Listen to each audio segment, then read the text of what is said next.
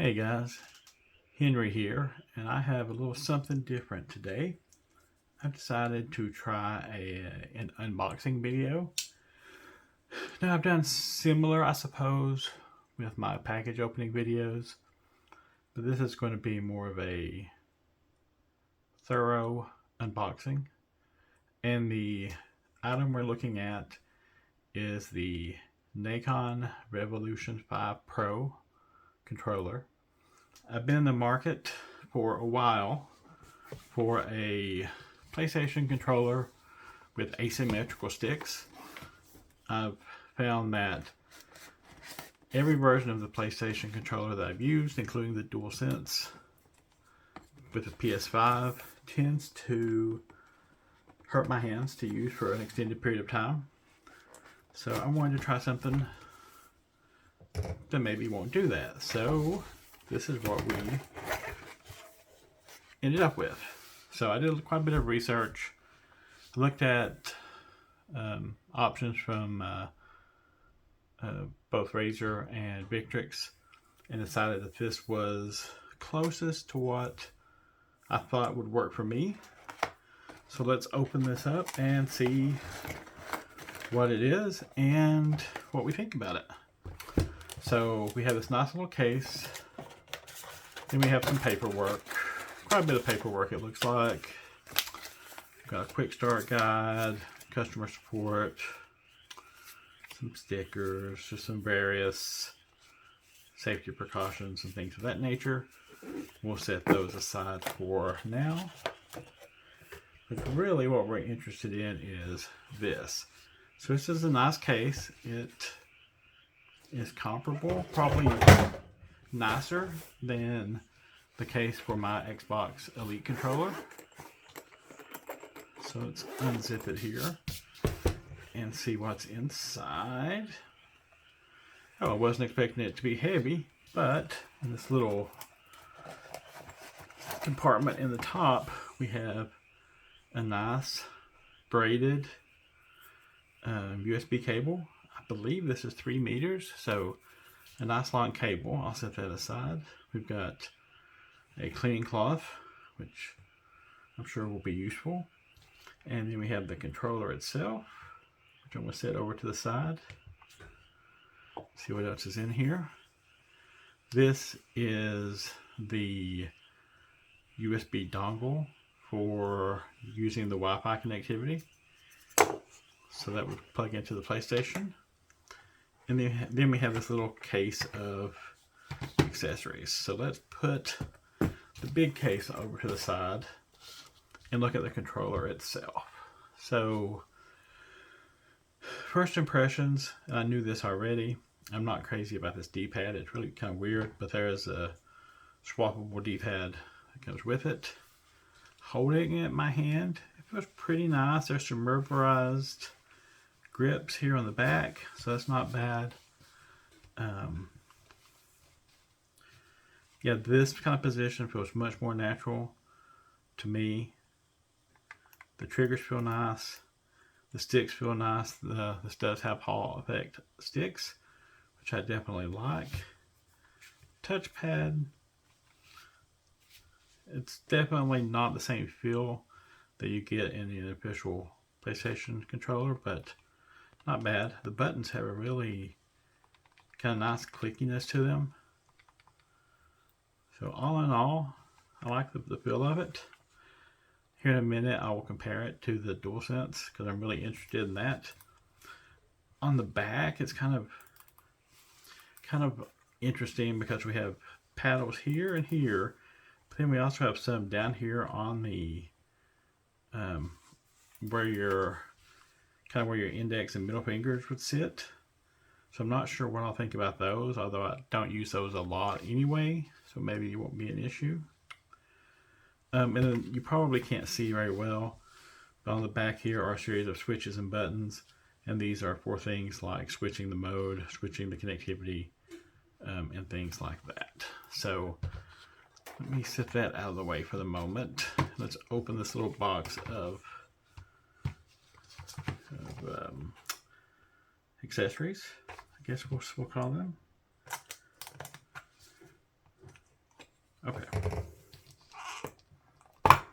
Alright, here we go.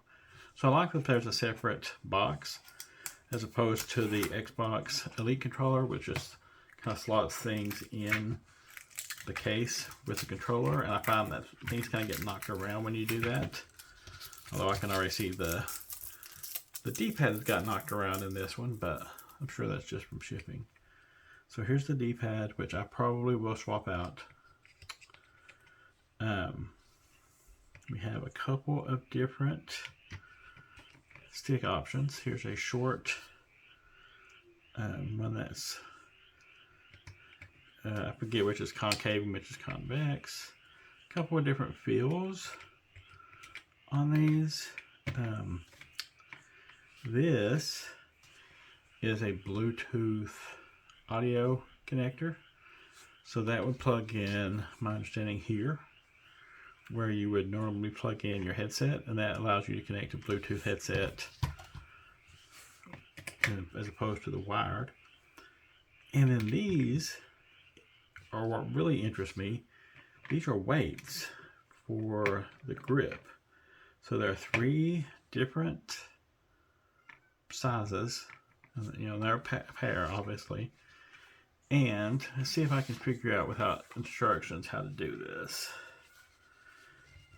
Yeah, so those, with just a bit of pressure, those kind of slide right out of place and then pop right out. And then we can just take a weight. This one is 16 grams. And I can just slot that right in here to add weight to the controller if I feel like that I want more weight.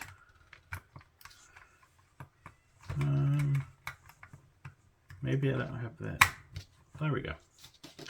So that's the heaviest. I forget what the other options were. There we go. Took a little bit of effort. And yeah, I can definitely tell the difference there. So that's interesting. Because I do like a nice hefty feel. So the other one says 14, 10.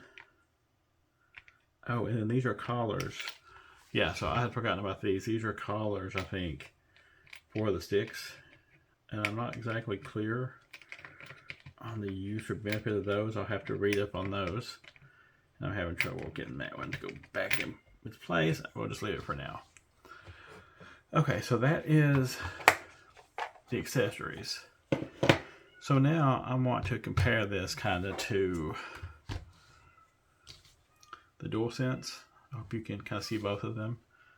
They're similar, I feel like, in size. The Nacon is obviously slightly wider and kind of thicker. To hold them, yeah, the Nacon is obviously heavier. Now, I just put those added weights in there, so that's probably part of the reason. Let me also pull in an Xbox Series X controller. Kind of similar. Definitely, you know, thicker. Definitely a little slightly wider. Feels much better. The standard Series X controller, I like it a lot, but it definitely is plastic. It has a plasticky feel, even though it has texturized grips. Whereas this has a real kind of nice, significant feel to it. And I really do like that. And again, I like the rubberized grips and the fact that they even come all the way up to here. So that's nice. So far, I really kind of like the way this feels.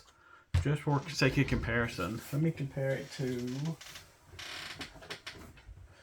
the Xbox Elite Series 1, which is my primary controller. Same thing on the size, which is no surprise. Weight-wise, the Elite controller is heavier. It's still heavier, but this is now, I would say, the second heaviest controller out of the bunch. So it definitely puts me closer in feel to what I get with the Xbox Elite controller. in a PlayStation controller, which is what I really wanted. This works on either PS4 or PS5 as well as PC. There are some limitations. I don't know if I have them all memorized, but I do know that like most or maybe all third-party controllers, you can't turn the PlayStation on with it, so that's a bummer. It also doesn't support Rumble on PS5. Apparently on PS4 it does. There's something with Sony that causes that not to be an option. I'm not really clear on that. And I felt like there was at least one other fairly important one. Off the top of my head, I'm not remembering what that was. And then obviously you have to use the little this dongle for the wireless, which is a bit of a pain, but it's not that big of a deal. It has an internal battery, the same as the DualSense controller, which is not my favorite thing, but it is what it is. This supposedly will last longer than the battery on the DualSense, and with that 3-meter cord, it makes it way more practical to play it plugged in if needed, so that's a big plus. I'm going to pop this D-pad out if I can. See how easy it is to come out. There we go. It wasn't as easy as I thought it would be. But that's a strange little D-pad. I'm going to pop this one in. To be honest, it's plastic, and it doesn't feel as nice as I hoped. I mean, it's a minor gripe for a modern controller because, you know, quite honestly, who uses the D-pad a lot? Darn it, I do on certain types of games, but I realize that most people don't, so I'm not going to complain too much about that. But it does feel pretty nice once you've got it slotted in there, so I think this is going to be a pretty nice controller all in all. I'm eager to try it out, which I will do here probably very soon, in fact. So yeah, that's kind of that. So again, this is the Nacon Revolution 5 controller for PS4, PS5, and PC. It is comparable in price to what you would expect to pay for something like the Victrix or the Wolverine from Razer. I think it was a little less expensive than one of those. I got a really good deal on this. In fact, as you saw, it was new and sealed, but it was through eBay. I found someone that had it for like 75% of normal price, and then it had a coupon code, so it actually worked out to be a pretty good deal. So we'll be checking it out soon, see how it feels, and I will try to do an update, kind of just letting everyone know what my thoughts are once I've tried it out. I'm not really sure where this is supposed to fit in here. I guess just like that. So yeah, it's a nice little compact package. Nice little protective case. And overall, I am very pleased with that. And I think it is finally going to be the what I've been looking for, which is a PlayStation controller with asymmetrical sticks. So again, very excited. Thanks for listening to the video. I hope you enjoyed it,